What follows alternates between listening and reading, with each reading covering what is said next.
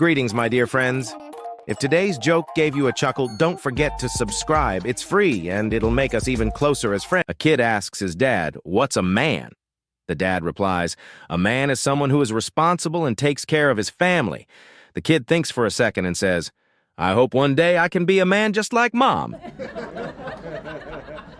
A hillbilly family's only son saves up money to go to college. After about 3 years, he comes back home. At dinner, the dad says, "Well, son, you done gone to college, so you must be pretty smart. Why don't you speak some math for us?" "Okay, Pa," says the son. "Pi r squared." After a moment, the dad replies, "Why, son, they haven't taught you anything. Pies are round, cornbreads are square." Harry and Esther are out shopping when Esther says, "Darling, it's my mother's birthday tomorrow. What should we buy her? She said she'd like something electric."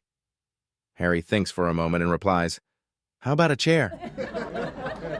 A boy standing in the pouring rain saw a girl's nipples because her shirt was soaked and said, "Your headlights are on." The girl, raising an eyebrow, asked, "So, are you getting a bill for that?" The boy grinned and said, "Nope, but the load is falling on my pole."